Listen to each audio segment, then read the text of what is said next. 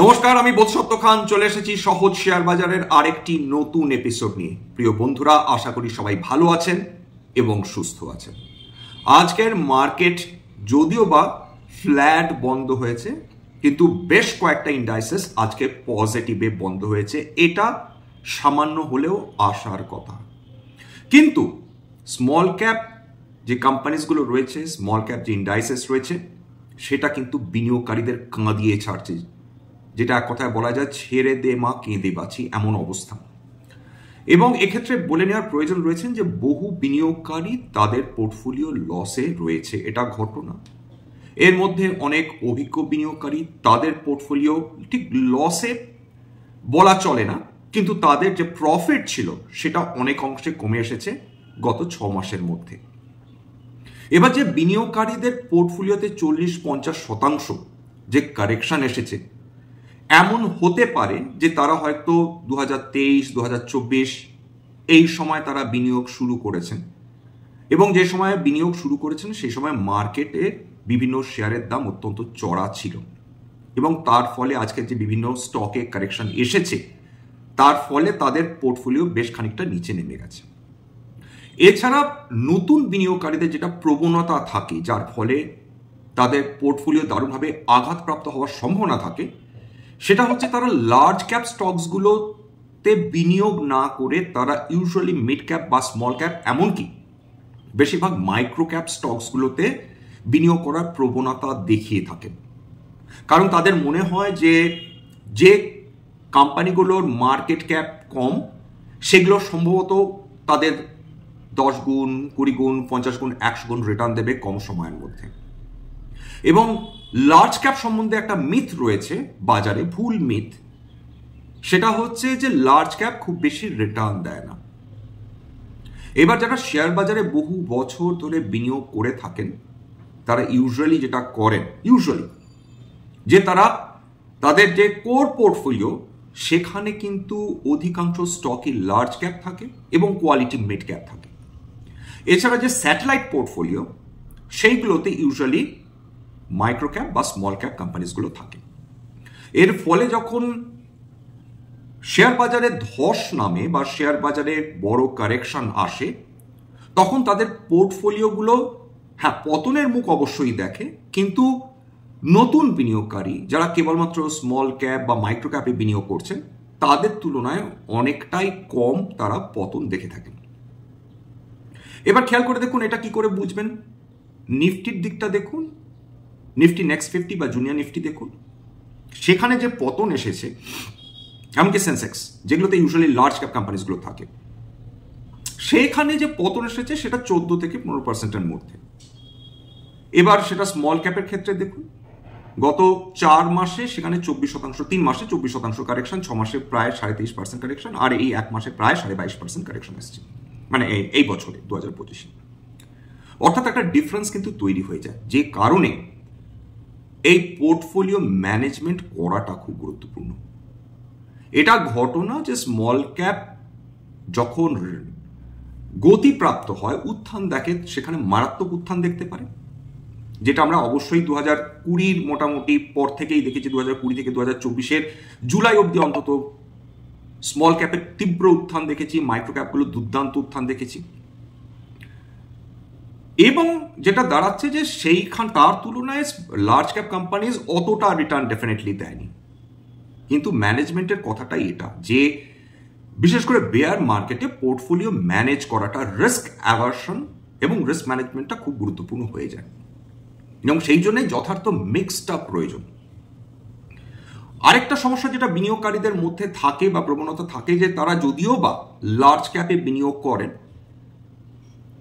সেখানে যেটা প্রবলেম দাঁড়ায় যে লার্জ ক্যাপে তাদের মোট বিনিয়োগযোগ্য অর্থের খুব বেশি অংশ তারা বিনিয়োগ করেন না। যদি ধরে নিই তাদের পোর্টফোলিওতে তারা large cap, mid cap, small cap বা মাইক্রো ক্যাপ সমস্ত ধরনের বিনিয়োগ করে রেখেছেন, সেখানে দেখা যাচ্ছে যে তার পোর্টফোলিওর 70%ই হয় স্মল ক্যাপ বা মাইক্রো ক্যাপ। লার্জ ক্যাপ এবং mid cap, quality mid cap, সেখানে খুব বেশি হলে 25-30%। এর ফলে কিন্তু তাদের পোর্টফোলিওতে যে পতন আসছে, সেটা খুব একটা অস্বাভাবিক পতন না। 2 নম্বর পয়েন্ট কি? 2 নম্বর পয়েন্ট যে জায়গা, মানে সেটা হচ্ছে যে যারা নতুন বিনিয়োগকারীদের ক্ষেত্রে কিন্তু বলছি, যারা নতুন বিনিয়োগকারী অনেক সময় তারা আবেগের বশে তারা বুঝতে পারেন না যে বিপদটা কোথায়। এরকম বহু কোম্পানি যখন বুল মার্কেট থাকে তখন অস্বাভাবিক দৌড় দেখায়, তাতে তার মৌলিকভাবে সেটা মৌলিকভাবে সেটা উন্নত হোক বা নাই হোক, লস মেকিং কোম্পানি হোক বা না হোক, একটা কোম্পানি কেন ক্রমাগত উপরে উঠে যাচ্ছে? যদি সে কোয়ার্টার আফটার কোয়ার্টার লস করতে থাকে, যদি বছরের বছর লস করতে থাকে, যদি ঋণের পরিমাণ তার মাথার উপর বেড়ে যায়, তাহলে সেই কোম্পানিগুলো কি কারণে পারছে? এবং এগুলো মাইক্রোক্যাপ কোম্পানি, সেগুলো হঠাৎ করে স্মল ক্যাপ হয়ে গেছে, কোনো কোনো কোম্পানি এমনকি মিড ক্যাপ অব্দি হয়ে গেছে, এমন তার দৌড়। আজকে দেখুন সেই কোম্পানিগুলোতে 60-70% যে পতন এসছে, সেটা কি খুব একটা অস্বাভাবিক? মোটেই অস্বাভাবিক নয় কিন্তু। হ্যাঁ, আজকের দিনে যেটা দাঁড়ালো যে নিফটি এবং সেন্সেক্স দুটোই ফ্ল্যাট এসছে। এক সময় মোটামুটি 22,000-এর কয়েকটা সামান্য উপরে কাছাকাছি সেটা নেমে এসেছিল, 22,004.7 পয়েন্ট আজকে দিনের সর্বনিম্ন অবস্থায় গিয়েছিল নিফটি, সর্বোচ্চ গিয়েছিল 22,261.55। প্রথম দিকে মার্কেট উত্থান দেখলো, তারপর সেই যে পতন শুরু হলো, তারপর মার্কেট শেষ হবার কিছুটা আগে হয়তো কিছুটা রিকভার করলো, শেষ পর্যন্ত বন্ধ হয়েছে 22,119.3, অর্থাৎ 22,100-কে অনার করেছে। যদিও এখন কোনো ধরনের সাপোর্ট বলে তো কিছু দেখা যাচ্ছে না। তার কারণটা বলে দিচ্ছি। তার কারণ হচ্ছে এটা ইউজুয়ালি এটাও মার্কেটে এরকম কথা শোনা যায় যে বুল মার্কেটের সময় রেজিস্ট্যান্স বলে কোনো গল্প থাকে না, বেয়ার মার্কেটের সাপোর্ট বলে কোনো গল্প থাকে না। মার্কেট যখন মনে করে আমি নামবো তো নামবোই, মার্কেট, এটা বেয়ার মার্কেটের ক্ষেত্রে, বেয়ার ফেজের ক্ষেত্রে। বুল ফেজের ক্ষেত্রে মার্কেট যখন মনে করে উঠবো তো উঠবই, সেখানে অনেক সময় কারণ ব্যতিরেকেই কিন্তু উত্থান মানুষজন দেখতে থাকেন বিভিন্ন স্টকে। স্মল ক্যাপের ক্ষেত্রে আজকেও তথৈবচ অবস্থা, বরঞ্চ একসময় তো 2.5%-এর কাছাকাছি বিএসসি স্মল ক্যাপ নেমে গিয়েছিল। 21,709.23-এ নেমে গিয়েছিল বিএসসি স্মল ক্যাপ ইন্ডেক্স, এবং সর্বোচ্চ ছিল 43,387.75, সেখানে আজকে বন্ধ হয়েছে 42,779.71 পয়েন্টে। এই তথ্যটা আমি নিয়েছি মানি কন্ট্রোল থেকে। অর্থাৎ স্মল ক্যাপে পতন জারি আছে, মিড ক্যাপে আজকে পতন কিছুটা বন্ধ হয়েছে, সামান্য পজিটিভে বন্ধ হয়েছে, কিন্তু সেটাও খুব একটা আশ্বাস দেওয়ার মতন এমনটি নয়। তবে যে সেক্টরগুলো নিরন্তর পতন দেখে চলেছিল, সেখানে সৌভাগ্যবশত আজকের কিছুটা উত্থান এসেছে। কিরকম? বিএসসি ক্যাপিটাল গুডস আজকে 1.49% উত্থান, বিএসসি কনজিউমার ডিউরেবলস 1.24% উত্থান, বিএসসি মেটালস 0.75% উত্থান, নিফটি আইটি 0.84% উত্থান। অর্থাৎ অধিকাংশ নিফটি অটো পজিটিভে বন্ধ হয়েছে, কেবলমাত্র নিফটি ব্যাংক সেটা নেগেটিভে বন্ধ হয়েছে, বিএসসি স্মল ক্যাপ সেটা নেগেটিভে বন্ধ হয়েছে। মোটামুটি আজকে মার্কেট পণ করেছিল, যাই হোক না কেন, যে স্টকসগুলোকে হাতুড়ির বাড়ি মেরে মেরে নিচে নামানো হয়েছে, বা লিটারালি থাবড়া মেরে মেরে ভুল্লুক নিচে নামিয়েছে, সেই স্টকসগুলোকে ফিরিয়ে আনতে হবে। এরকম একটা ধনুক ভাঙা পণ সম্মত আজকে মার্কেট করেছিল। তার ফলে আজকের আমরা উত্থান দেখেছি বেশ কিছু স্টকসে, যেগুলো বহুদিন ধরে পতন দেখে চলছিল। সেগুলো নিয়ে একটু আলোচনা করবো। আগে দেখে নিই যে কোন স্টকসগুলো এখনো ধাক্কা খেয়ে চলেছে। ওই একই কিন্তু দেখুন, যেগুলো ক্যাপিটাল মার্কেট স্টকস, এঞ্জেল 1 8.81% পতন, বিএসসি লিমিটেড 5.92% পতন, এমসিএক্স ইন্ডিয়া 5.54% পতন, আইআইএফএল ফিন্যান্স 3.33% পতন। এছাড়া জিও ফিনান্সিয়াল 3.22% পতন। জিও ফিনান্সিয়ালের পতনের পেছনে রিলায়েন্স ইন্ডাস্ট্রিজের একটা বড় হাত রয়েছে, সেটা আসবো। এছাড়া অন্যান্য স্টকস যেগুলোতে সর্বাধিক পতন এসেছে, আইআরইডিএ সেটা তো ক্রমাগত মার খেয়েই চলেছে 5.58%। কল্যাণ জুয়েলার্স, সেই যে তার গায়ে একটু কালি ছিটে রেখেছিল, সেখান থেকে পতন চলছে 4.72% পতন। আইজিএল 3.67% পতন। টিটাগড় রেল ওয়েগন্স 3.22% পতন। সায়েন্ট 2.94% পতন। এছাড়া ইউনিয়ন ব্যাংক 2.7% পতন। এসজেভিএন 2.51% পতন। এইগুলো উল্লেখযোগ্য পতন। এগুলো বললাম যেগুলো, সেগুলো কিন্তু ফিউচার্স অ্যান্ড অপশনসের অংশ। তাহলে সর্বাধিক উত্থান আজকে কিসে কিসে এসেছে? টিউব ইনভেস্টমেন্ট 7.23% পতন, ভালো মার খেয়ে নিচে নেমেছিল, বহু শতাংশ পতন হয়েছিল গত এক মাসে। সুপ্রিম ইন্ডাস্ট্রিজ 6.12% উত্থান, টিউব ইনভেস্টমেন্ট 7.23% উত্থান দেখেছে। Prestige estates 5%। এছাড়া REC, Varun beverages, Siemens India, Bharat electronics, TVS motor, power finance corporation, এরা 4 থেকে 5%-এর মধ্যে উত্থান দেখেছে। Cummins India, Adani green energy, Vedanta, LTI mindtree, ভেল এবং ভোল্টাস 3 থেকে 4% মধ্যে উত্থান দেখেছে। এবার রিলায়েন্সের গল্পটা কি? রিলায়েন্সের গল্পটা খুব ইন্টারেস্টিং। শোনা যাচ্ছে রিলায়েন্স ইন্ডাস্ট্রিজের তার যে সাবসিডিয়ারি রিলায়েন্স নিউ এনার্জি, এর আগে বহুবার আলোচনা করেছি যে রিলায়েন্স ইন্ডাস্ট্রিজের যে ভার্টিক্যাল রিলায়েন্স নিউ এনার্জি, সেখানে কোনো উচ্চবাচ্য হেলদোল দেখা যাচ্ছে না। কবে তারা কারখানা শুরু করবে, কবে তারা প্রোডাকশন শুরু করবে, কবে প্রফিট দেখবে, রেভিনিউ দেখবে, এটা নিয়ে বহু বছর রিলায়েন্স ইন্ডাস্ট্রিজ কিছু করছিল। 2022-এ তারা একটা বরাত পেয়েছিল, সেটা হচ্ছে ব্যাটারি সেল ম্যানুফ্যাকচারিং এর বরাত পেয়েছিল, অবশ্যই রিনিউয়েবল এনার্জি জেনারেশনের জন্য। সেটা ডেডলাইন মিস করে গেছে, অর্থাৎ তারা ব্যাটারি সেল ম্যানুফ্যাকচারিং যে ডেডলাইন ছিল সেটা তারা ক্রস করে গেছে, কিন্তু তারা কোনো কিছু প্রোডাকশন দেখাতে পারেনি। শোনা যাচ্ছে, এটা আমি বিজনেস স্ট্যান্ডার্ড থেকে নিয়েছি এই খবরটা, যে 125 কোটি টাকা রিলায়েন্স ইন্ডাস্ট্রিজকে ফাইন করা হতে পারে, অর্থাৎ $14.3 মিলিয়ন তাদের ফাইন করা হতে পারে। এবং এটা রিলায়েন্স ইন্ডাস্ট্রিজের পক্ষে যে খুব বড় একটা ফাইন সেটা নয়, কিন্তু সেইটা তাদের যে প্রফেশনালিজম সেটার ক্ষেত্রে একটা বড় ধাক্কা। বিশেষ করে ইগোর একটা যে লড়াই তাদের অন্য একটা বড় গ্রুপের সঙ্গে চলে, আপনারা সবাই জানেন, নাম করছি না। এই দুটো সবচেয়ে বড় কোম্পানির মধ্যে কন্টিনিউয়াসলি ইগোর লড়াই চলছে, কম্পিটিশন চলছে, রিনিউয়েবল সেক্টরে চলছে, বিভিন্ন সেক্টরে চলছে। সেই কোম্পানিটা আজ থেকে বহু বছর আগে তারা অলরেডি রিনিউয়েবল এনার্জিতে ভারতবর্ষের 1 নম্বর হয়ে গিয়েছে, কিন্তু রিলায়েন্স নিউ এনার্জি এখনো সেই ব্যাটারি সেল ম্যানুফ্যাকচারিং শুরু করতে পারেনি, অথচ তারা গিগা ফ্যাক্টরিজ তৈরি করার কথা ঘোষণা করেছে গুজরাটের নানা জায়গায়। এইটা একটা খুব মারাত্মক প্রবলেম। বিশেষ করে তার ফলে কিন্তু রিলায়েন্স ইন্ডাস্ট্রিজ হতে পারে, আজকে যে রিলায়েন্স ইন্ডাস্ট্রিজের 3%-এর ওপর যে পতন দেখলাম, সেটা কিন্তু এই কারণে একটা সম্ভাব্য কারণ। এবার জিও ফিনান্সিয়াল কেন পতন দেখলো? জিও ফিনান্সিয়াল তো এর আগে নিরন্তর পতন দেখছিল, আজকেরও পতন দেখেছে, কারণ রিলায়েন্স জিও ফিনান্সিয়াল সার্ভিসেসে তার একটা সিগনিফিক্যান্ট শেয়ার হোল্ডিং রয়েছে রিলায়েন্স ইন্ডাস্ট্রিজে। রিলায়েন্স ইন্ডাস্ট্রিজ বেশি পতনমুখী হলে জিও ফিনান্সিয়াল তার উপর কিন্তু একটা বড় এফেক্ট আসে। সুতরাং জিও ফিনান্সিয়াল এবং রিলায়েন্স ইন্ডাস্ট্রিজ দুটো আজকে একসঙ্গে পতন দেখেছে। সম্মানের প্রশ্ন জড়িয়ে রয়েছে, টাকাটা বড় কথা নয়। আরেকটা কোম্পানি যেটা গত 3 বছর ধরে আন্ডার পারফর্ম করছে, ম্যানেজমেন্টের প্রবলেম রয়েছে, ভারতবর্ষের অন্যতম বড় মানে jewellery exporting company Rajesh export, সেটাও একটা আনলাইড সেক্টর।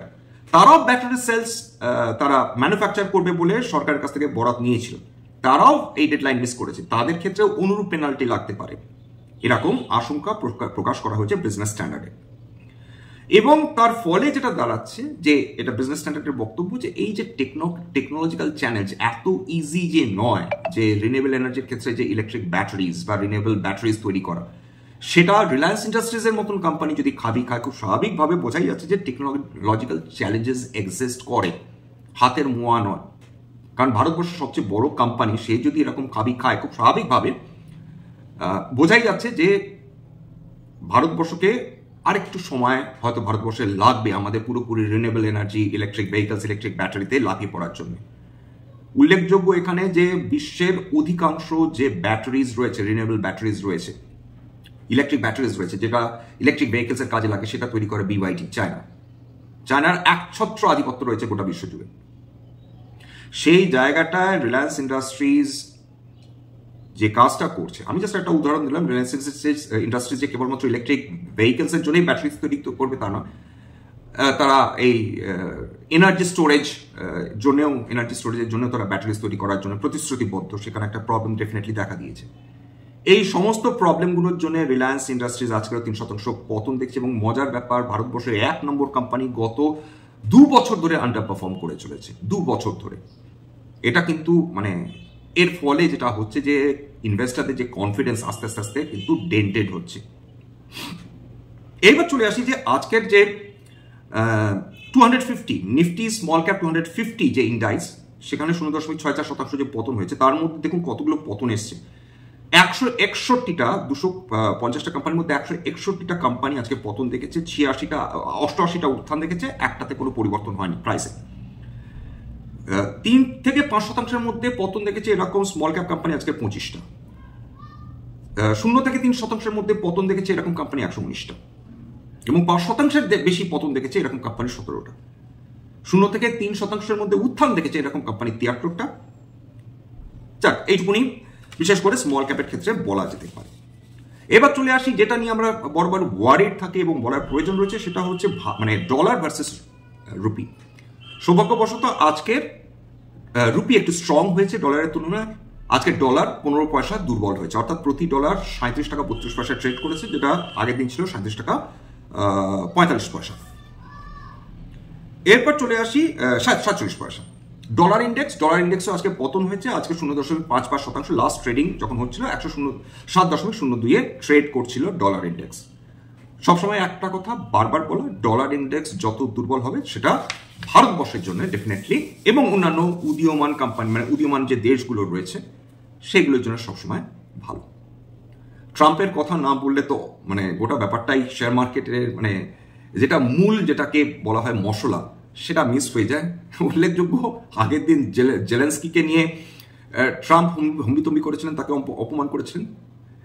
বিগতকাল তিনি ব্রিটেনের মানে ইংল্যান্ডের প্রাইম মিনিস্টার, তাকে বলেছেন চুপ করুন, আপনি চুপ করুন, একদম ভরা সবাই তার বক্তৃতার মাঝখানে তাকে বলেছে আপনি চুপ করুন, আমাকে বলতে দিন। তারপর অবশ্য মানে পরে এটাকে ঠিক ক্ষমা চাওয়া বলা না, তাকে আপনি খুব ভালো মানুষ এরকম বলে গোটা ব্যাপারটা ধামাচাপা দেওয়ার চেষ্টা করছেন, কিন্তু এই চলছে।